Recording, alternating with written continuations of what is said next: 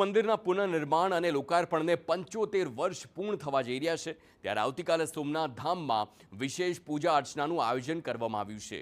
સૌથી પહેલા વાત કરવામાં આવે તો આટલા વર્ષોમાં પહેલી વખત આવતીકાલે મંદિરના શિખર પર કળશ દ્વારા જળાભિષેક કરાશે। જળાભિષેક માટે 11 તીર્થોના જળ એકત્રિત કરવામાં આવ્યા। સંતો મહંતોની હાજરીમાં શાસ્ત્રોક્ત મંત્રોચ્ચાર સાથે આ વિધિ સંપન્ન કરાશે। આ વિધિ માટે ખાસ 90 મીટર ઊંચી ક્રેન પણ સજ્જ કરી દેવામાં આવી છે।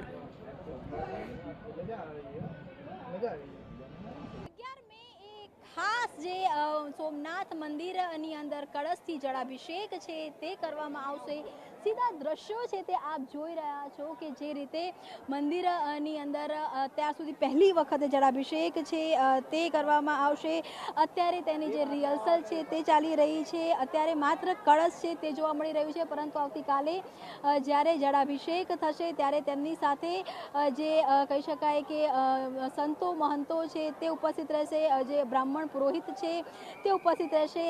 આ આખી જે પ્રક્રિયા છે તેને શુદ્ધિકરણ પ્રક્રિયા છે તે કહેવામાં આવે છે। શિખર ઉપર અભિષેક કરીને શુદ્ધિકરણ છે તે કરવામાં આવતું હોય છે। જો દક્ષિણના રાજ્યોની વાત કરવામાં આવે તો દક્ષિણના રાજ્યોમાં આ પરંપરા એ ખૂબ જ સામાન્ય છે, પરંતુ જ્યાં સુધી વાત સોમનાથ મંદિરની કરવામાં આવે છે તો સોમનાથ મંદિરમાં પહેલી વખતે આ પ્રકારે શિખર ઉપરથી જળાભિષેક છે તે કરવામાં આવશે। તેની માટે ખાસ જે 90 મીટર ઊંચી ક્રેન છે તે તૈયાર કરવામાં આવી છે।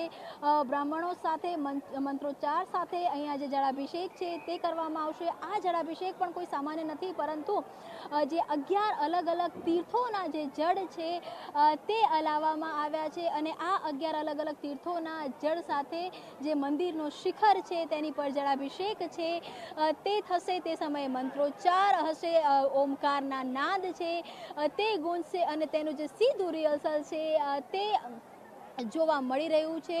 વિરાસતથી વિકાસના 75 વર્ષ જેની ઉજવણી છે જે થઈ રહી છે, જે યુવા પેઢીને કનેક્ટ કરવાની વાત હોય કે પછી જે ગુજરાતના કે દેશના વારસાને જાળવી રાખવાની વાત હોય, તે જે આ તમામ પ્રયાસ છે તે મંદિર પ્રાંગણમાં જોવા મળી રહ્યા છે। તેની અલગ અલગ તૈયારીઓ છે તે જોવા મળી રહી છે, અને ખાસ કળશથી જે અભિષેક છે તે આવતીકાલે પહેલી વાર થવા જઈ રહ્યું છે।